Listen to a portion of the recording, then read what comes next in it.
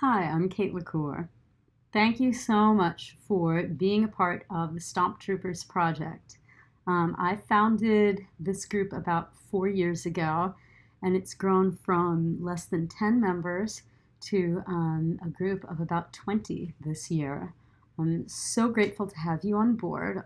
Our volunteers are the heart and soul of this project, and really its backbone. You guys are doing all of the important work and are really the key to the success of the group and the quality of the experience that each of our participants has.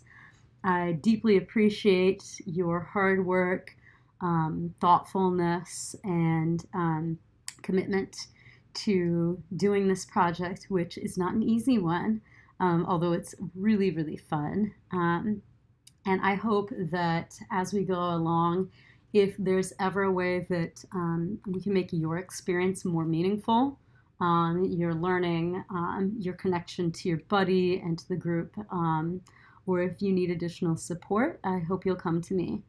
I'll be giving training that hopefully will be about an hour long. And I hope that as we go along, you'll be jotting down any questions you may have, and we'll leave those in the comments below the video. With the idea that that will function as sort of our Q&A, so that as one person asks a question, we can all see the answer and hopefully learn from that as well. Comments are welcome too. In this training, I'll be starting pretty broad, so going over the importance of inclusivity, some of the conditions that our participants will be bringing, the values that we have, the goals of the project, and then I'll start getting into the nitty-gritty of how our sessions are going to work, what our schedule is, what your job entails, expectations and responsibilities, and some tips for making the program a success. So the STOMP Troopers is all about inclusivity. We are looking to include young people with diverse abilities in a mainstream Mardi Gras parade, the crew of Chewbacca's. So really the idea is that Mardi Gras is such a cool thing. Why can't everybody be a part of it? Well, we want to make a space, carve out a space and lend support so that people from all different backgrounds and all different abilities can participate in this in their own way. That's really what inclusivity is all about, right? Making space for everyone, that there's some way that you can fit in and be a part of any project that is inclusive. So inclusivity is necessarily entails diversity, right? You would include people of all abilities. Well, that means you have a diverse range of abilities. Diversity is a pretty well-known concept, right? And it means having everyone's background respected, whether that's your gender expression, your personal values, your religion, your race, so on. And a less well-known concept is the concept of neurodiversity, which can be summed up as respecting all kinds of minds. So in the past, people have tended to think about conditions like, let's say, ADHD or anxiety as being pathological conditions. You have a problem because you're outside the norm and it's limiting you in these ways.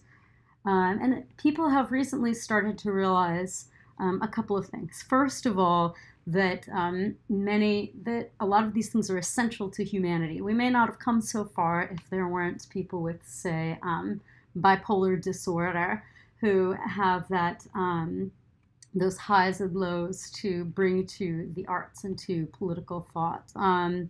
That having anxiety is also a tremendous energizer in some contexts, that people with ADHD bring a particular kind of focus to the table that has really been key to humanity and very important part of who we are as a species.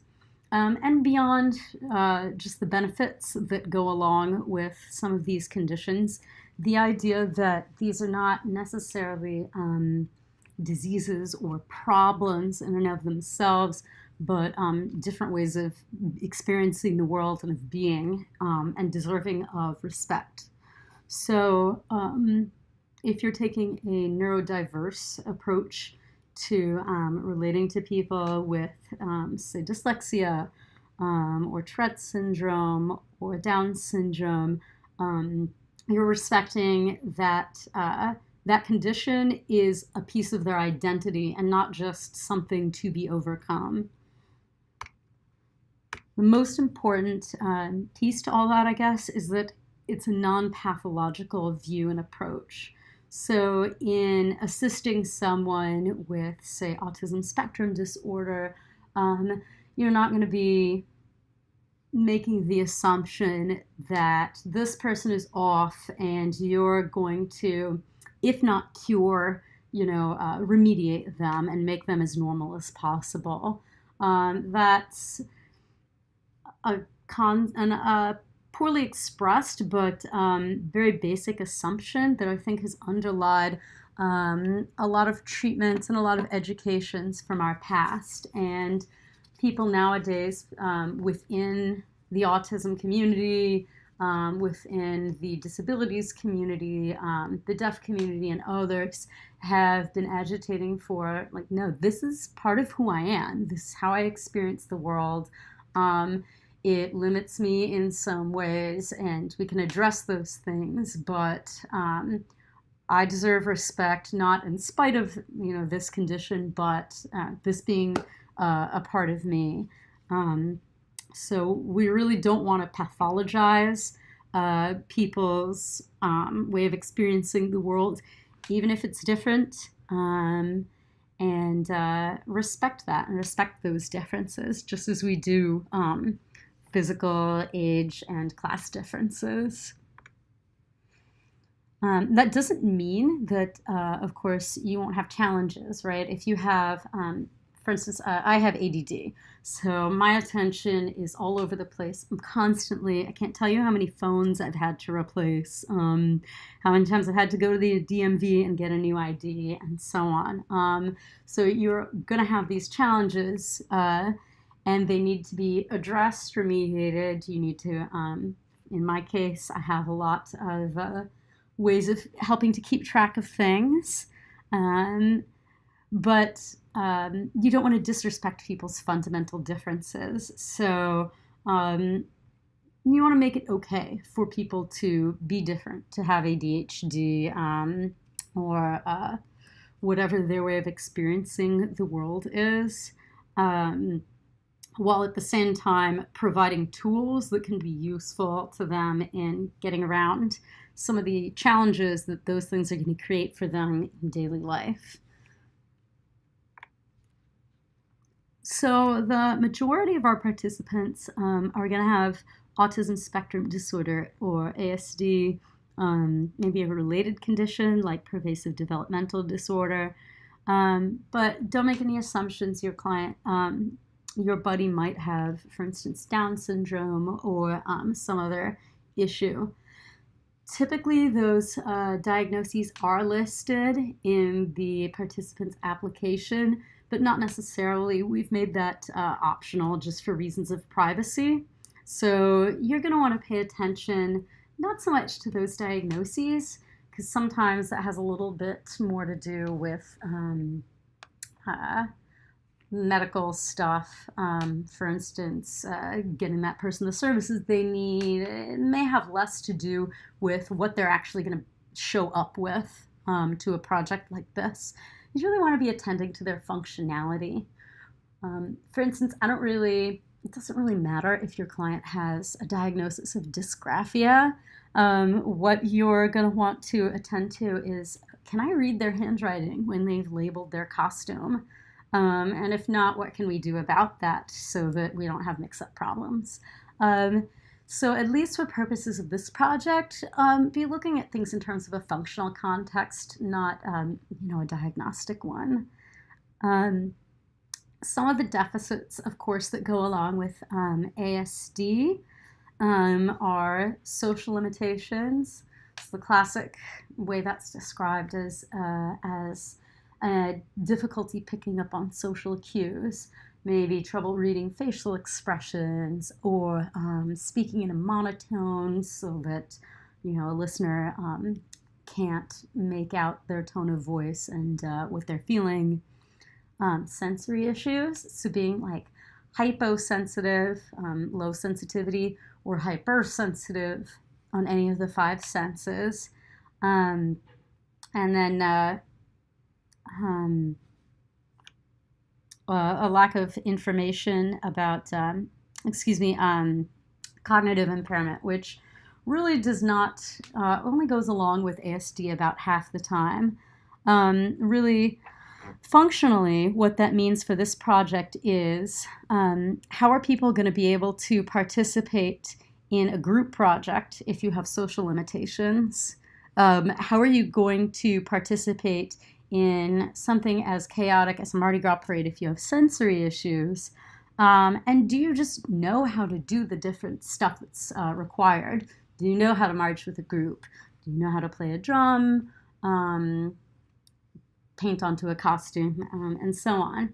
So those are kind of the different supports you're going to be providing, helping someone with gentle social cues or a little guidance, helping them to develop a little sensory tolerance or figure out workarounds for sensations that might be bothering them, and providing them with the information that they need in order to do the different tasks that are required to be a part of a parade.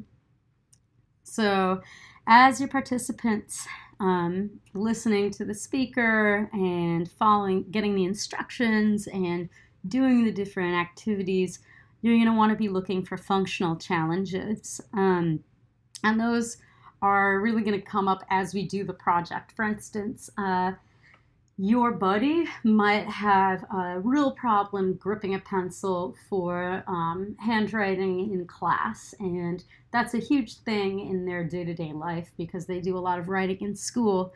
But guess what?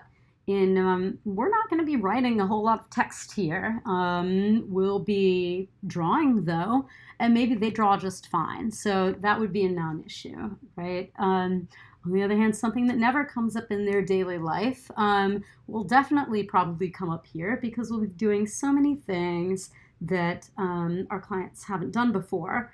Drumming and using a laser cutter and doing group icebreakers and stuff like that. So just being on the lookout for those things and getting creative about how you can help out with those. We also want to be attending to each client's individuality and their idiosyncrasies. So one of the common qualities about autism is that everyone with autism is so different. It's described frequently as being outside the norm or outside of typicality in these different ways, being socially atypical, sensory atypical, having high or low emotional states. So outside of, this narrow little window of what's typical, but that could mean being really, really high or really, really low on any one of those things. And sometimes it can even flip-flop. You might have someone who's super talkative one day and then not at all the next. So attending to what makes your buddy, and supporting them on those different factors. Some people will need lots of social support, for instance. Some people will need, 0. So really attending to what makes them unique. So what are the strengths and what are the challenges that go along with autism? And again, not all of our clients have autism. It's just one that makes up the majority. And it's one that is a little more challenging to support because the experience of each person can be so very different. So I'll speak a little bit more at length about that. What are some of the different strengths and challenges that go along with autism? Well, people with autism, to paint with broad strokes, are frequently high in creativity or individuality. A lot of our clients bring tremendous enthusiasm to the project in a way that's remarkably brave. They're really willing to jump in with both feet, even though they've never done anything like this before. They can speak with great integrity, which sometimes can be great bluntness, and immense sincerity. So many of our clients bring great wholeheartedness to this project. So really, as you're supporting your participant, be on the lookout for what they're bringing to the table that's a real strength, so that you can cultivate and nurture that. That's something we all want for ourselves, and the best thing that we can give one another is not just remediating places that we have challenges, but having our strengths built up. And that's certainly something that's so important to teens and young people, right? Is to be seen for who we are and how that person is special, and to have that recognized and called out. So anytime that you can call out your buddy on something they're doing in a way that's unique to them and reflects their particular strengths is such an important piece. So some of the challenges that you're going to probably see can be exhaustion, anxiety, avoidance, misreading cues, or choosing not to take a risk. And if I can call out your empathy here, if we can imagine being overwhelmed on a sensory level, being, say, I don't know, at an airport, or like Six Flags, just someplace where there's a little too much flooding in on you all at once. Even something positive, Disney World. I know a lot of y'all like Disney World.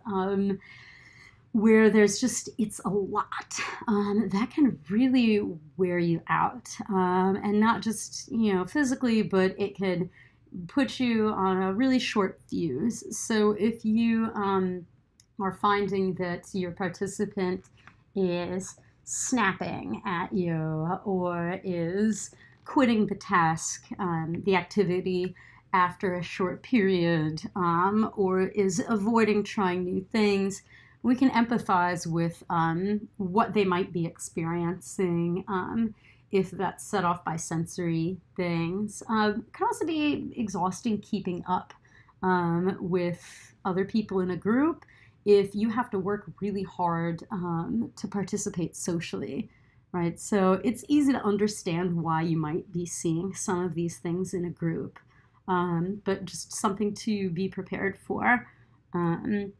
Challenges that may crop up.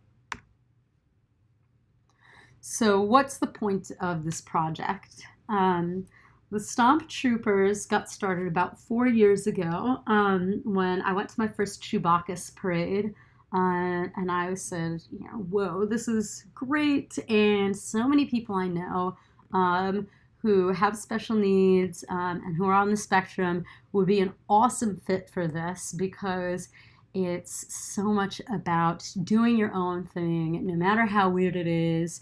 And it's not just like that's okay, but that's celebrated.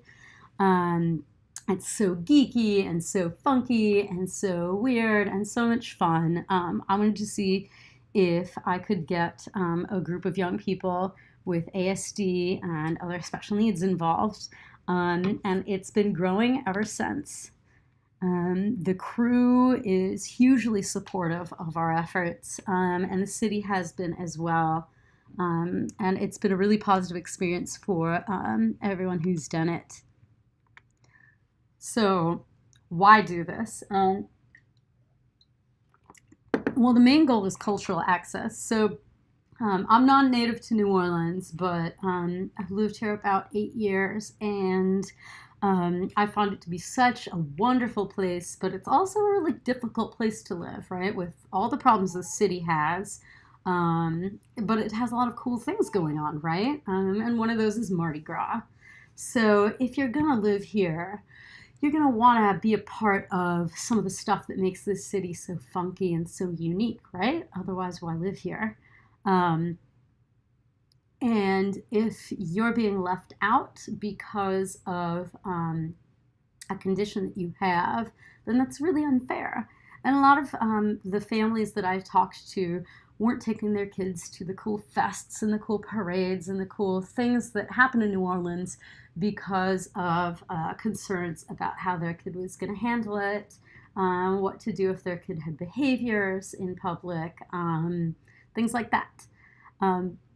So it's our goal to take this one small piece, but very cool piece of New Orleans culture and make it accessible to kids and families. And then help them to be comfortable enough with this one that they can start feeling confident enough to do other ones. We also want to highlight the strengths of the disabilities community and the ASD community so that people in the crowd benefit from this as well, because if they are seeing and appreciating the STOMP Troopers as a cool sub-crew, then that means that people with diverse abilities are having visibility in a positive context. And not just one where they're getting to be a part of the thing that everyone else is doing, but where they're doing their own thing and it's awesome and the public at large gets to see and appreciate their capacity and their awesomeness in doing it. That really leads into the third piece, which is pride. So if you think about there have been racial movements and sexual orientation movements and even like age movements where the idea is to not try to conform to the norm or the standard or what's valued by what has been valued, but to take pride in your own way of being, right?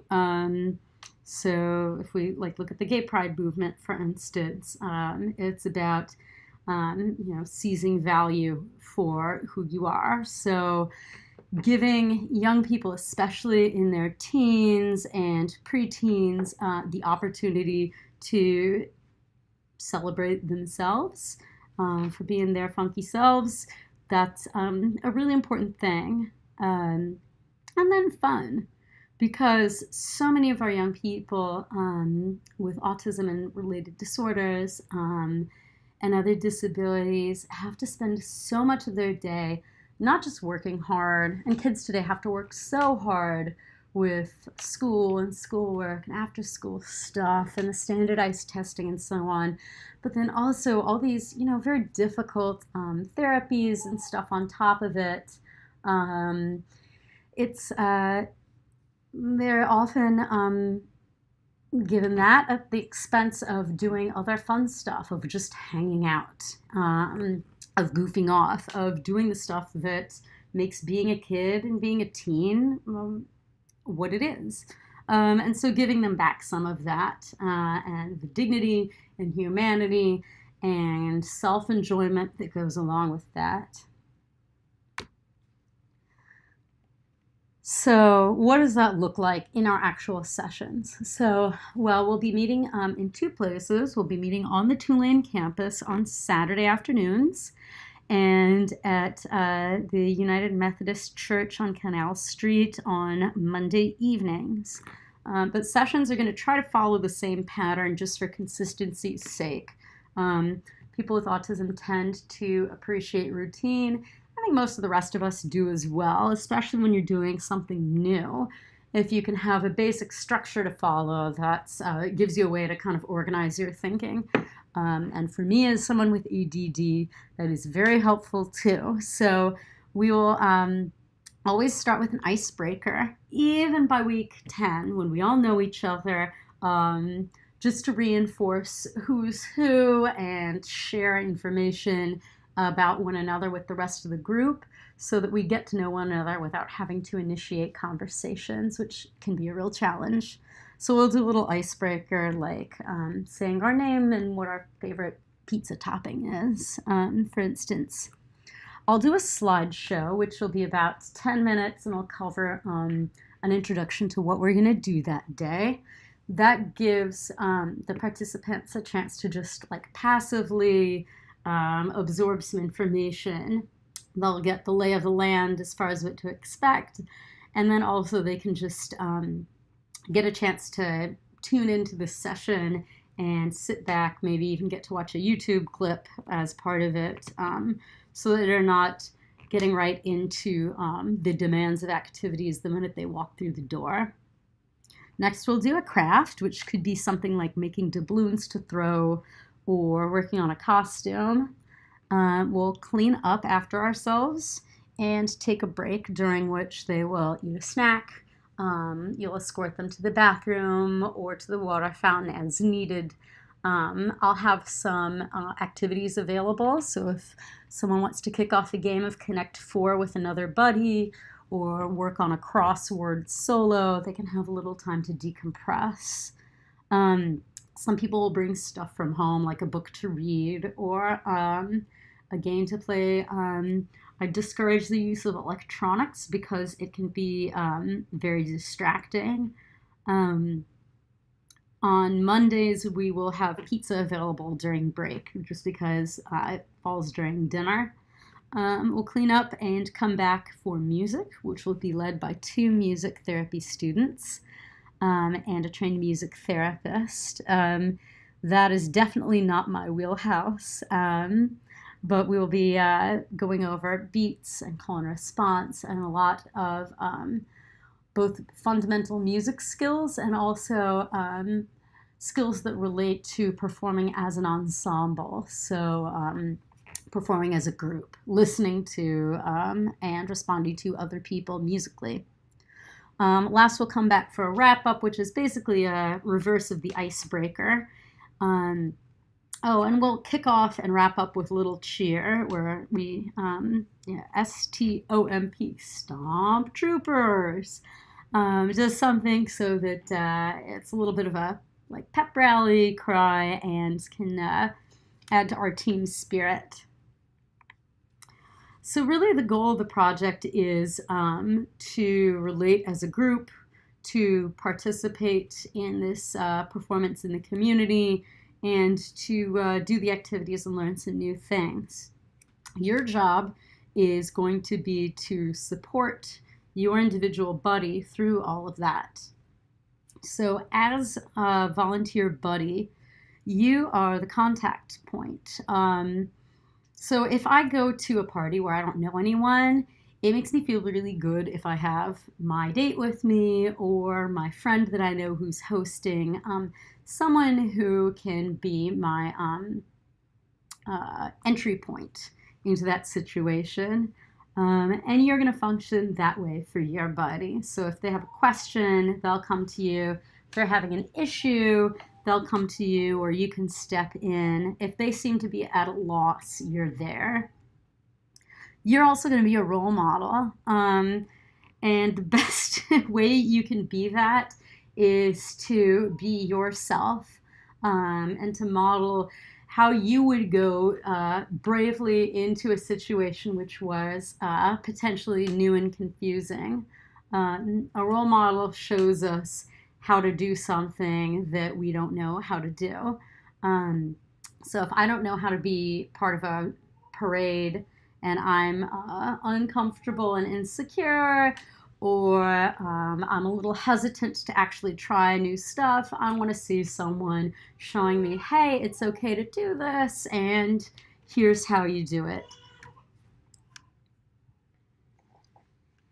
So I've said appropriateness and comfortable weirdness. A lot of our participants are young teens and preteens, and they're figuring out how to be in the world. And if you're a person who doesn't fit into that cookie cutter mold, then you need to learn how to be comfortable in your own skin. And even if that looks weird and funky and different to other people, being comfortable and confident with that. So anytime that you can expose your own differentness, and show how being, different and a little weird is cool and okay and makes you special, that's a wonderful thing, because it gives other people permission. It gives our participants that sort of social permission to be their own weird, funky selves, and see that as a positive thing, and not just a source of difficulty and embarrassment and so on. At the same time, you also want to model basic appropriateness. So there's a certain line where, for instance, having your own funky way of expressing yourself might cross the line into being, say, rude. And so being able to model what's acceptable and what's safe and what's not is also going to be important. So being aware of your own behavior, and what sort of a model you're giving to your buddy, and keeping in mind what a sensitive time in their lives this is for them developing a positive sense of self. You are also your buddy's cheerleader, giving them lots of encouragement and praise. Sometimes they might be having a tough time and you'll have to look a little harder for something to praise. But helping them feel enthused about doing this and proud of their participation, proud of their risk-taking, proud of what they're doing. People with autism and tend to have high anxiety. That also goes for ADHD, and with conditions like dyslexia and stuttering and Downs and things like that. They tend to have received so many corrections over time that it can really give you a sense of insecurity, right? And so getting lots and lots of enthusiastic, positive input from someone can be really valuable, because it can silence that voice inside that's saying, am I okay? Am I doing this right? Am I good enough? At the same time, you want to be aware of where that positive, that praise is coming from. So if I tell someone I'm so proud of you, then that source of positive feeling stays coming from outside, right? They need to continue doing it in order to make me proud. Or if I say, oh, wow, you must feel so proud of yourself for how you did that, then I'm turning the point of praise and the source of positive feeling back inside that person. So, you want to be giving your buddy a lot of encouragement, and at the same time helping them to encourage themselves wherever possible, and to give themselves that pat on the back too. You are the fixer, the person who your buddy can come to if they run into some trouble, someone who heads off trouble when they see it coming, and makes tools available to help them face challenges. Now, as you get to know your buddy better, maybe sometimes you want to let them struggle with something for a minute to see if they can work it out on their own. That's really just going to depend on how well you feel that you know them, and on this situation. But you're really the person that a buddy can go to when they need a help, or if they run into difficulty, both with the activity or with just the workshop in general. Anything from where's the bathroom to this doesn't fit to I don't want to do this, this sucks. Getting in and making it work. And always feel free to come to me if you need help coming up with a solution or an alternative, or you need some extra information. The most important piece is that as much as possible, you do as little as possible. What do I mean by that? Well, for a lot of people, myself included, there's this really strong impulse to want to be helpful by doing something helpful, right? If I'm just standing around, I don't necessarily feel like I'm doing anything. I don't feel like I'm doing a job, and I don't feel like I'm being helpful. So I want to jump in there and do stuff. The only issue with that is that sometimes our clients might not need help. They might be okay to do something on their own, again, even if it requires a little bit of flailing around at first. So it's important to engage in active waiting, to be very attentive, yet not jump in until you're actually needed. So I would ask that you hang back from your buddy as far as possible and keep a lookout to see if they've gotten the instructions, if they're doing the activity. Wait and see if they need help before offering help. When you do offer help, do it in the least invasive way possible. So before you jump in and start cutting something for them or putting your hands over their hands and helping them cut, you might ask or even do a gesture to show, do you need help? And this will depend on your clients. Some people you might even have like a written message on the desk that says help, ? That you point to. Going to depend on how you communicate best with your buddy. But the ideal situation is for them to do this as independently as possible. So if you are standing on the opposite side of the room and then just watching them the whole time, and it turns out they never need your help that session, that's fine. That is 100% fine, and you did not fall short of your responsibility in any way, shape, or form. It's a successful day. So don't hesitate to not do something if it seems like it's not needed. Being as invisible as possible where help's concerned.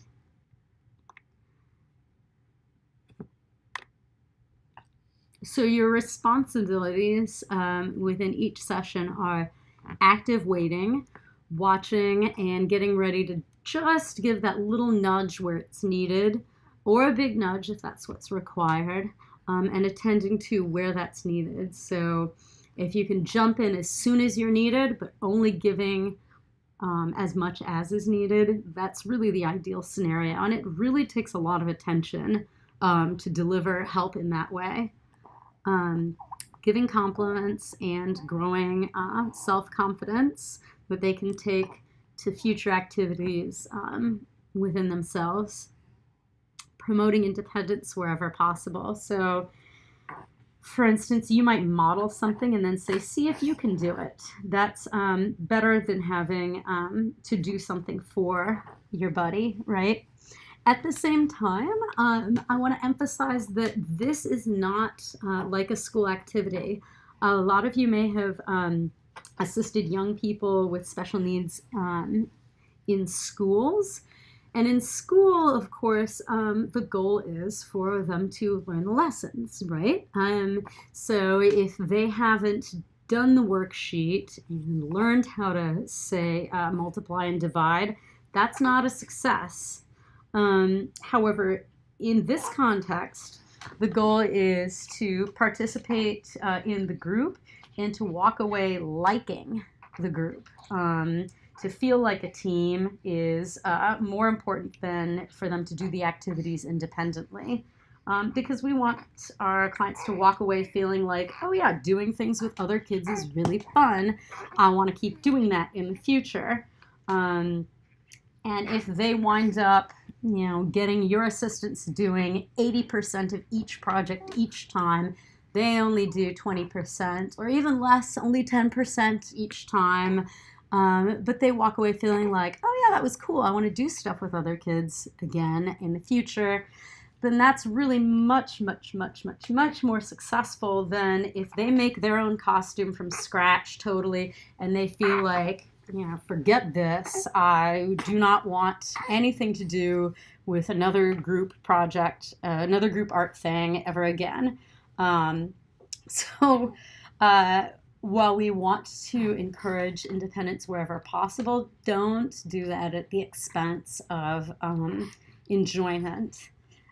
So again, this is really brings a lot more emotion and personal experience to the project than you would in like a classroom setting, because our goals are a lot about creating positive experience, creating fun, creating joy, and willingness to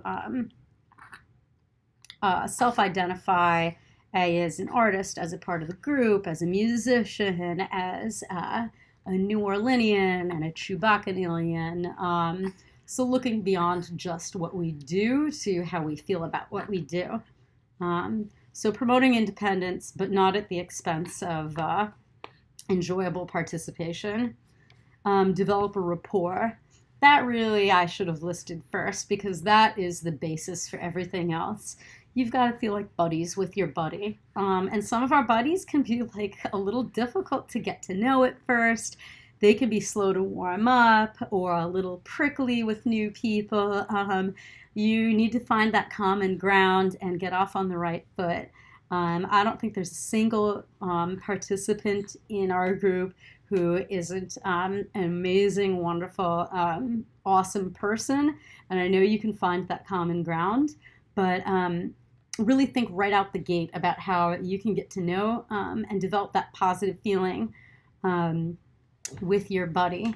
So think about anything that you guys have in common. Develop private jokes or a secret handshake, smiles and thumbs up, being silly, finding out what makes them tick, and running with that. Once you guys have a rapport and a good feeling going and a good relationship, everything else will fall into place. Do minimize interruption. I touched on this a little bit, but when you need to help out, usually doing something non-verbally, like pointing at the task and, raising your eyebrows to indicate if they need help. If there's someone who needs a little bit more of a clear question, you might say the word softly, but try not to break their flow or break the rest of the group's flow. That both makes them more independent and also doesn't break the group's concentration as they're doing the activity. And an important one is be goofy. This is a fun project. It's a silly project. It's very, geeky and nerdy and funky and weird. And anytime that you can keep the silliness going, that's going to make it more fun for everyone. It's going to model that positive, confident weirdness. It's so crucial to having self-confidence as a weird young person. So be silly and fun, and don't be afraid to be goofy. Seriously, some of the best interactions and friendliest exchanges I've had with clients have come from some of the dumbest things I've said and some of the corniest jokes I've made, and it's become like a well-loved running gag. So really don't be afraid to ham it up and be silly. I think it's also important to model how to have limitations. So I just love this. I love Mr. Rogers, and I love this piece he did where he shows that he says he's not very good at drawing, but it's the fun of doing it that's important. And that's what this this group is about. There's so many new activities, from spray painting to stenciling and taping and sewing, and your buddy's going to have trouble with at least one of them. And hopefully you can model for them and explicitly say to them, if necessary, that, don't worry, it's just for fun. And that they can have the experience of like, oh yeah, mistakes don't matter in this context. It's okay. And that'll minimize frustration, also help them develop a way of being with their errors that's not going to make them feel bad about themselves. So what will you need to actually do each day? I'll need you here at least 15 minutes before each session so we can check in and set up. There's also going to inevitably be stuff that pops up. Oh, I found out your buddy's going to be late, or you two are going to need to pair up. We're actually going to need to switch activities, and so on. So it's so key that you're here before the actual participants come in the door, and that we're all ready to go. You also need that time to just be mentally ready. I have found that even for a fun project like this, having a little space to get settled and clear your head and be completely emotionally available for your clients when they arrive is totally key. So even if there's nothing that's popped up and nothing to set up that day, I want you to have 15 minutes to get settled and check in before we begin. Please wear a name tag. Even by the last session, your buddy may know your name, but other participants may not. And I certainly won't, because I have a serious, terrible problem with remembering names. So please do remember to wear a name tag, and remind your buddy to make a name tag as well. Please stay 15 minutes after each session to clean up and check back. Please come to me with anything that's come up during the session during that time. You may not be the only person who, say, could not get your markers to work, and I need to know that so that I can make sure other people aren't running into that problem, and I can help you as well. To clean up after the session, to check back in with your buddy's family, to preview what we're going to be doing next week, give feedback and take feedback, and so on.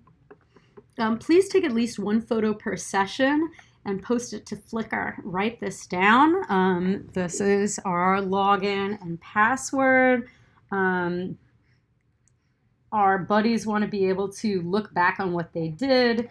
I want to be able to share with the community about the awesomeness that happens behind the scenes, because Chewbacca's is one night, but we're doing this for weeks and weeks on end, and so much goes into it, right?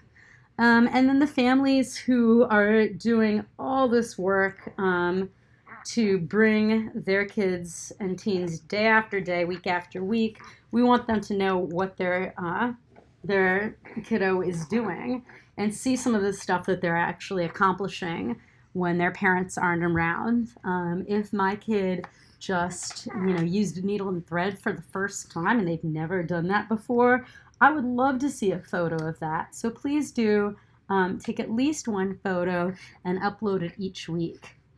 I recommend sending photos to families as well. So when you hand off your buddy back to their parents or guardian, I strongly suggest you, ask, how do you want me to text you this cool picture of Eddie spray painting his own logo or something like that. But that would be between you and the family. Before the first session on the 12th, you are going to absolutely need to email a 30-second meet and greet or text a 30-second or more meet and greet video to your participant. So remember I was saying, like, oh God, if I go to a party and I don't know anyone, I'm just going to feel so anxious. I would feel so much better if I knew at least one person there. Well, if they can't know you or anyone else ahead of time, at least they can get a little introduction. So what I'd like you to do is to film a little video that says something along the lines of, "Hi, I'm Kate LaCour. I've done the STOMP Troopers before, and I loved it. My favorite Star Wars movie is Return of the Jedi. And my favorite Star Wars character is Chewbacca because I think he makes really funny noises. I love pizza. I like dogs better than cats. And a funny thing about me is blah, blah, blah. You get the idea. Just something where you say some silly stuff that you guys might have in common. Maybe something interesting about you. Something so that your participant, your buddy, feels like they know you even before they've met you. And that can help them feel more comfortable with you, feel like they have an in, and help you guys get started on the right foot. And also give you something to talk about when you first meet. Hey, did you get my video? I was telling you about how I like dogs better than cats, but what about you? Something like that. So please do remember to record that meet and greet video and send it to your participant. You're also going to need to be ready to work with other participants or buddy up with more than one. Here's where it gets a little hairy because you've seen your buddy's file, you've sent a video to them, you've developed a rapport, and sometimes you're going to need to jump in with a different buddy or pair up with more than one buddy. This is just a function of people being absent or unable to make it at the last minute and so on. It happens, and flexibility is something that we're trying to model, so try to run with it. We'll always try to make compatible pairs, so I will try to put two young people who, for instance, are highly independent with the same buddy so that it's easier for them to work as a group of three and there's not a totally different set of needs. But try to run with that. And of course, if you're ever paired up with someone who's got a particular set of needs, for instance, oh, I'm putting you with Sally, and Sally needs a chance to take a break and walk in the halls periodically, and she'll let you know by tapping on your shoulder and pointing at the door. If there's ever anything like that, I'll certainly make sure that you know. And if there's an expected change, for instance, I know that a volunteer is going to be out and I'll need to move their buddy to someone else, I'll make that arrangement as far ahead of time as possible so that you're not blindsided.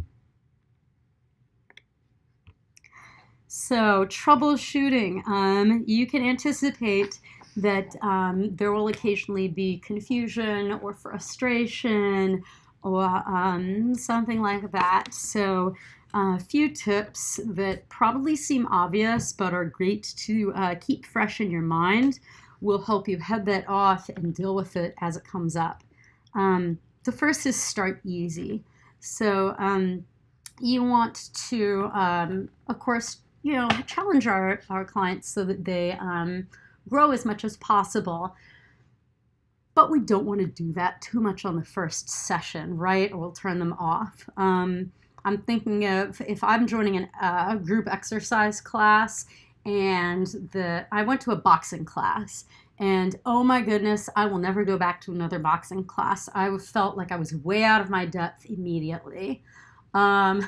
I would have much preferred to feel like a gentle, like, oh, hey, I can do this. I'm going to come back and challenge myself to see if I can do a little better next time. Let's start off with a little bit fewer corrections, a little bit more assistance, and then over time we can always fade that back. But if someone has on their first day an experience of, oh my heavens, I feel like I'm totally lost, then they're going to have a hard time buying in and feeling motivated and committed to the group moving forward. So I would start it off easy with more cheers, less demands, and then over time kind of decrease that. use concrete and clear language. I am someone who tends to ramble and use a lot of analogies and so forth. But if I'm hearing directions, I want them to be as clear as possible with as few words as possible, so I'm not too confused. And so when you are delivering instructions in particular, please be aware of using the most clear and minimal language as possible. And whenever you can, doing a demonstration or giving a visual cue, making things as clear as possible so that it's easy to understand. Remember, your buddy is not just listening to and processing your instruction, they're also dealing with the awareness of the rest of the group. There's social stuff going on. There may be sensory things. They're anticipating what's coming next. It's an awful lot. So we want to not be adding more. So using concrete and clear language whenever possible. While I'm on the topic of language, I want to flag for you, and you're probably already aware of this, but many people with disabilities and autism in particular have delayed processing. So their brains don't process language the way typically developing brains might. And so it can take longer. I speak Spanish as a second language, sort of. And I'm translating what someone's saying when they're speaking to me in Spanish into English, formulating my response, translating it into Spanish, and then saying it. That means that I need people to speak a little slower, and it takes more than that, though it takes me a beat sometimes to come up with a response. So when you give instructions or ask a question, think about if your buddy might need an extra beat to process what you've said and deliver a response. That condition is called delayed processing. Many of our participants do have delayed processing. So if your buddy is not looking at you and is not responding, don't necessarily assume that they haven't heard you. Give them a second, because they may be gathering their language to spit back what they want to say to you. So something to be aware of. Moving on, we're looking for invested participation versus achievement. Again, whether they've done the task is going to take a back seat to making them feel like they've bought in to the project and that they're part of the team. And do be gauging that, right? It's so easy when we're doing an activity and you're hoping to get them through it before we move on to the next thing, to develop a little bit of tunnel vision and to not ask yourself, oh, does Joe seem like he's enjoying this? Is Joe having fun, or is he totally checked out? We want them to be enjoying themselves and feeling like a part of the group and valuing the group, so that they like it and they want to do it and they want to do it again and they want to do more stuff like this. Over time, you can start pushing back. So if your buddy is, for instance, not too social, during breaks they're going off into the corner and kind of closing their eyes and zoning out, or burying their nose in a book, or not responding to other participants who've asked them questions, over time, do try pushing back on that. Hey, I remember you said you'd like to go fish. Let's see if we can do some go fish with Stacy here during our break. Start to see if you can't draw them out of their shell. And that goes for other things as well. If they ask for help during every activity, over time, see if you can push back on that a little. Well, you try it yourself, or okay, I'll do this part, but you do this part. pushing back slowly over time, so that you can help them grow without overwhelming them right out the gate. Do encourage incidental social moments. Anytime you can get someone who's not initiating on their own to ask a question to another peer, or give a peer some praise, that's a wonderful thing. So, hey Stacy, check it out. Joey finished already. You want to tell him great job? Something like that. Or oh wow, she has a magazine too. Why don't you ask her what she's reading? Sometimes people might need a nudge. Do give that nudge, and encourage those little unstructured moments. Do you guys want to work together? Anything like that can be a great bridge to more of the same. We have an adjacent break room. Do not hesitate to use it if your buddy seems to be getting frustrated, or if they seem to need more physical space. If you feel like they're taking too many breaks and are using it as a way to avoid others or avoid the activity, then you can start limiting it. Or if you can tell they're not going to come back on their own once they've cooled off, then you might say something like, why don't you take 5? And I'll set my timer on my phone, or something like that. But don't hesitate to use breaks. They can be a great way for our clients to regroup. A few of our clients really thrive on a reinforcement schedule.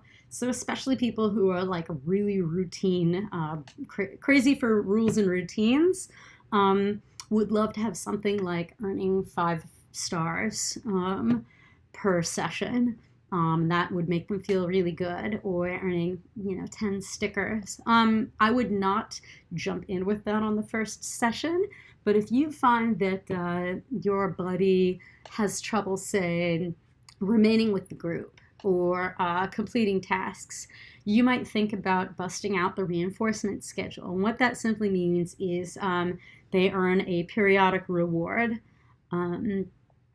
And we don't want to be giving out tangible rewards like candies or minutes playing Angry Birds, but doing something like, as I said, giving stars on a chart, or stickers on a chart for remaining with the group, or completing tasks, or modulating their tone of voice.